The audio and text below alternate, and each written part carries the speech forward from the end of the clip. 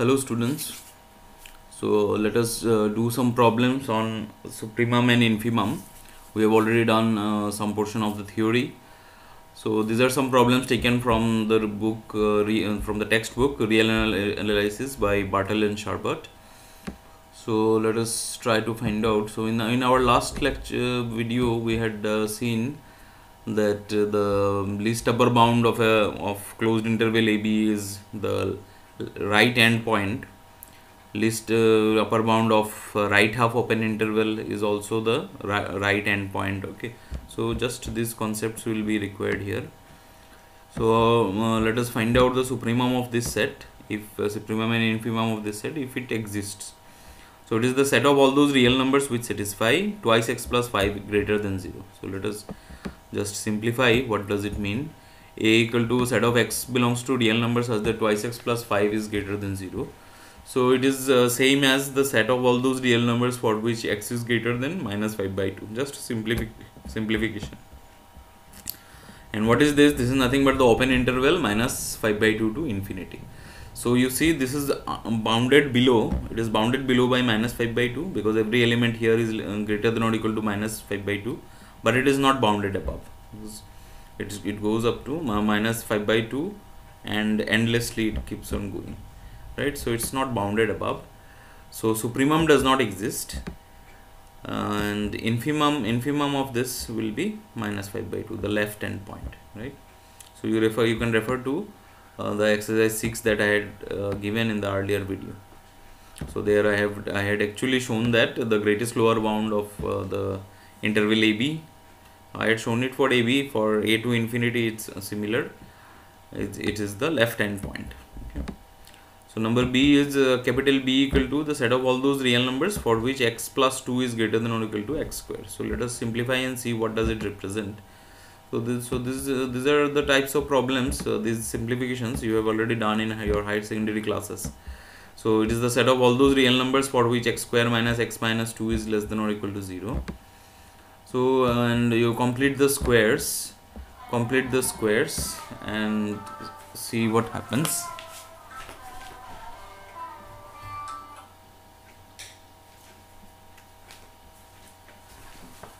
Complete the squares. So it's x minus half whole square, x minus half whole square minus 9 by 4 less than or equal to 0. So you take it to the other side. It is the collection of all those real numbers which satisfies this, and this is equivalent to x minus half lying between minus 3 by 2 and plus 3 by 2. Okay, so ultimately it is the set of all those real numbers which lie between minus 1 and 2. So it's the closed interval minus 1 2 which is bounded, both above also, both below also. So infimum of this set is minus 1, supremum of this set is 2. Okay, so let us see another example. C equal to set of all those real numbers for which x is strictly less than 1 by x. So here clearly since 1 by x is involved, so x cannot be 0. So 0 is not an element inside this set. So let x belongs to C and x greater than 0. So let us consider two cases because it involves an inequality, and we will try to multiply both sides by x. Right, from the look it appears we will try to multiply both sides by x. So that is why we have to separate the cases where x is positive and x is negative. So if x is greater than 0, then what happens? We can multiply both sides by x. So it will be x square is less than 1. Since x is positive, x square less than 1 will imply that 0 less than x less than 1. Okay, so x lies between 0 and 1. And if x belongs to C and x is negative, then what we have minus x is greater than 0. If x is less than 0, so minus x is greater than 0. And so x less than 1 by x, we can multiply the inequality by a positive quantity. So minus x squared is less than minus 1. Ultimately x squared is greater than 1. But we have to remember that x is negative. So x is not greater than 1. X has to be less than minus 1. So ultimately capital C is the collection of all those x which satisfy x less than minus 1 or x lie between 0 and 1. So it is actually the union of minus infinity to minus 1 open interval union with open interval 0 1. So C is not bounded below, right, but it is bounded above. It is bounded above by 1, and 1 is actually the supremum. Infimum does not exist. Okay, So we have another example here. This is also from the same book. So it's an exercise for the students. Please do it. Please do this exercise. Yeah. So let us see another problem. Let S subset of R be bounded below, and prove that infimum of S is equal to minus of supremum of minus S. That is, if S is bounded below, then minus S is bounded above. Okay, that is what. And there is a relation between the infimum of S and supremum of minus S. One is the negative of the other. Okay, so let us show that. Let S subset of R be bounded below. Then what we have, infimum of S is what? The greatest lower bound. So infimum is always less than or equal to every member of that set. So infimum of S is less than or equal to S for every S belongs to capital S. You multiply both sides by -1. So minus infimum of S greater than or equal to minus S for every S. And reverse the inequality. So minus S is less than or equal to minus infimum of S for every S inside capital S. So from this line, what we can say that the collection of all minus S such that S belongs to capital S is bounded above. And what is the upper bound? What is an upper bound? Minus infimum of S is an upper bound. Okay. So by completeness property, this set will have a supremum. So our least upper bound, the completeness property of R that we have discussed. So let U equal to supremum of minus S such that S belongs to capital S. So the U is a supremum, U is the supremum, and minus infimum of S is an upper bound. Okay, and U is supremum means it's the least upper bound. So what is the relation between U and minus infimum of S? The relation will be U is less than or equal to minus infimum of S. So you multiply again both sides by -1. So minus U is less than or greater than or equal to infimum of S. So infimum of S is less than or equal to minus U. So this is 1. Again U is the least upper bound. So minus S is less than or equal to U for every S. Multiply both sides by -1. So S is greater than or equal to minus U for every S. So minus U is less than or equal to S for every S. That means what? Minus U is a lower bound of this set, of the set S. Minus U is a lower bound of the set S. But what is infimum of S? Infimum of S is the greatest lower bound. So what is the relation between minus U and infimum of S? Infimum of S should be greater than or equal to minus U. Infimum is the greatest of all the lower bounds. So minus U is a lower bound. So it has to be less than or equal to infimum of S. You compare 1 and 2. Comparing 1 and 2, we get infimum of S is minus of U. But what is U? U is supremum of minus S as that S belongs to S. So one is the negative of the other. Right. The next problem that I will be doing is if A and B are bounded above sets, then you have to show that A union B is also bounded above, and supremum of A union B is equal to supremum of supremum A supremum B. So this is a set containing only two elements. This set, it is a set containing two elements, supremum A supremum B. So it's a finite set. So supremum of these two is actually the largest of these two elements, right? So for a finite set, in fact, the supremum is equal to the largest element of that set. Okay. So in another notation, we may write LUB, least upper bound of A union B is least upper bound of LUB of A, LUB of B. Okay. So let us try to prove this. Let A and B be bounded above sets. So X is less than or equal to its own supremum. X is less than or equal to its own supremum, and X is less than or equal to X is less than or equal to supremum of A for every X inside A. Every element of A is less than or equal to supremum of A. Every element of B is less than or equal to supremum of B. Okay. So we have a situation where every element in A is less than or equal to say 2, and every element of B is less than 3. Okay. So if I want to combine those two statements, which inequality should I choose so that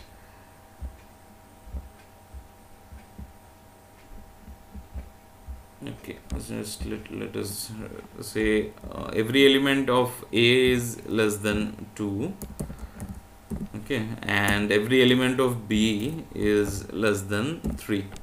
So out of 2 and 3, which number should I choose so that every element is of that particular set is less than that set. Out of 2 and 3, which number should I choose, so that every element of the first set as well as every element of the second set satisfy the inequality that it is less than that particular number. So which element u should I choose?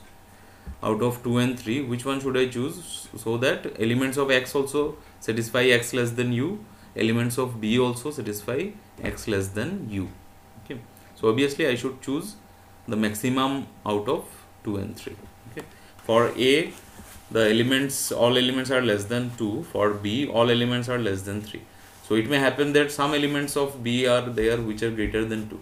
So if I choose 2, then I cannot say that every element of a and b is less than 2, right? But if I choose 3, then I can say anything which is less than 3, anything which is less than 2 is automatically less than 3. Okay, but anything which is less than 3 may not be less than 2, right? So we need to choose the maximum of 2 and 3. So this is exactly what I will be doing here. We will choose u equal to supremum of supremum a, supremum b. That is the maximum out of this two, right? So if we choose like that, then for every element inside a, x is less than or equal to u, and every element inside b, for those elements also x is less than or equal to u. That means x is a u is a common upper bound of elements in a as well as in b. That means every element inside a union b is less than or equal to u. So that means a union b is a bounded above set, and u is an upper bound of a union b. Okay, now I have to show that u is the least upper bound. So we will use the definition equivalent. I have already discussed many equivalent definitions of the least upper bound. So I have to show that u is the least upper bound. That means anything less than u cannot be an upper bound. That is what I have to show. So let v belongs to R, v be a real number, and v is less than u. So I will show that v is not an upper bound. It means I have to find an element which is of a union b which is strictly greater than v. Okay. So now u is the largest of the two numbers, supremum a, supremum b. So either u is supremum of a or u will be supremum of b. So without loss of generality, we can suppose that u is supremum of a. Okay. If it is supremum of b, just interchange the roles of a and b. Okay. So without loss of generality means ultimately u will be one of this, either this or this. U will be exactly equal to one of this, right? Because this is a finite set. The collection of supremum a, supremum b, that is a finite set. A and b need not be finite. Okay. So without a loss of generality, let u is equal to supremum of a. Now what happens? V is a number which is greater than, which is less than the supremum of a, right? So since v is less than u, so there exists an x inside a which is strictly greater than v, right? But existence of x inside a implies that x also exists inside a union b. That means ultimately I have got an element x inside a union b such that x is strictly greater than b, and this happens for any randomly chosen v, right? So ultimately what I have got, by definition we can conclude that u is actually equal to supremum of a union b. Okay, so supremum of a union b is supremum of supremum a, supremum b. Okay, so the next problem, let us try. Let a subset of R be bounded above and phi not equal to b. That means b is a non-empty subset of a. B is a subset of a and it's not equal to phi. That means b is a non-empty subset of a. Then prove that supremum of b is less than or equal to supremum of a. So supremum of the subset is less than or equal to supremum of the larger set. Okay. So it's very simple. Since a subset of R is bounded above, so x less than or equal to supremum of a for every x inside a. But b is a subset of a, so every element of b is also an element of a. So every element of b will also satisfy this inequality, first inequality. So it follows that x less than or equal to supremum of a for every x inside b. That means b is a bounded above set and supremum of a is an upper bound. But supremum of b is the least upper bound. Hence, what is the relation between supremum a, supremum b? Supremum b should be less than or equal to supremum of a. Okay, because supremum of b is the least upper bound of b and supremum of a is an upper bound. So relation is supremum B less than or equal to supremum of A. Okay, so it's quite simple. Another result we have regarding infimum: if A subset of R be bounded below and B is a non-empty subset of A, then prove that infimum over B is greater than or equal to infimum over A. See, the inequality is reversed. Supremum over a larger set is larger, but supremum over a larger set is smaller here. Supremum of the infimum over a larger set is smaller. So infimum of the subset is greater than or equal to infimum of the original whole set. So the proof is similar. Since A subset of R is bounded below, so infimum of A is less than or equal to X for every X inside A. Since B is a subset of A, this inequality holds for every element inside B also. That means infimum of A is a lower bound of the set B. Okay, B is bounded below and infimum of A is a lower bound of the set B. But what is infimum of B? It is the greatest lower bound. So what should be the relation between them? The relation should be infimum of B is greater than or equal to infimum of A. So here what we have observed that infimum over a larger set is smaller, but supremum over a larger set is larger. Okay, this is a very important result. It's a very important result. It will be used throughout the maths honors course, so it's very important. So next let us see another important result. S subset of R be non-empty bounded set and let A greater than 0, and we define this set AS is obtained by multiplying each element of capital S by A. Okay, so it's a set obtained by multiplying each element of S by small a. Then infimum of AS is A times infimum of S. If A is positive, this A can be taken outside. Supremum of AS is A multiplied with supremum of S. Okay, but if B is negative or A is negative, then infimum of BS will be B into supremum of S. B can be taken outside, but infimum will change to supremum if it is negative. And supremum of BS, there also B can be taken outside, but supremum will change to infimum. Okay, so let us see the proof how it happens. Let S be bounded, so every element of S lies between infimum and supremum. So infimum of S is less than or equal to S less than or equal to supremum of S for every S inside S, and let A greater than 0. So since it is positive, we can multiply this inequality, right? So from this inequality you see that the set AS, it is the collection of AS such that S belongs to S, is bounded. What is the lower bound? What is the lower bound? A into infimum of S is the lower bound.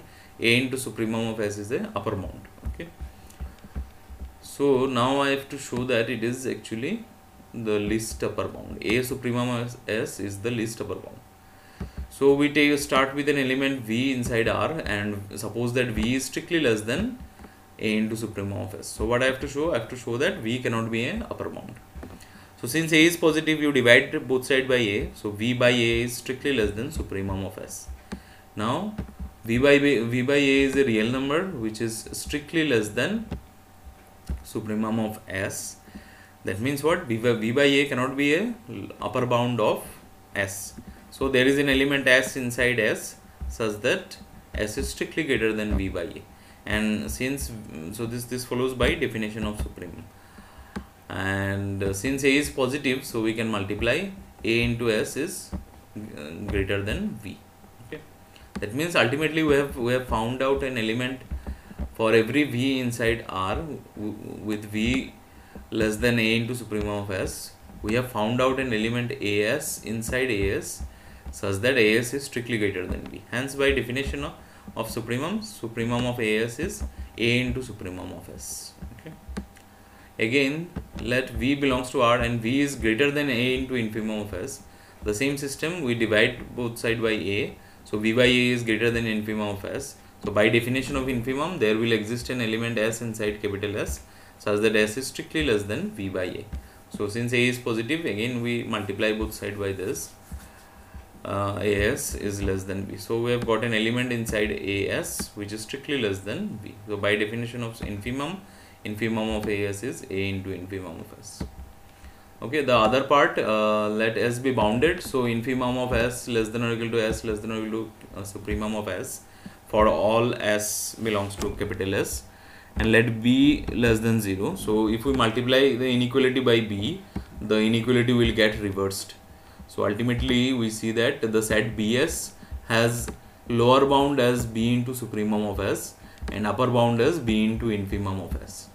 Okay, so this set is also bounded, and now we will show that these are the bounds that we have got are actually the least upper bound and greatest lower bound.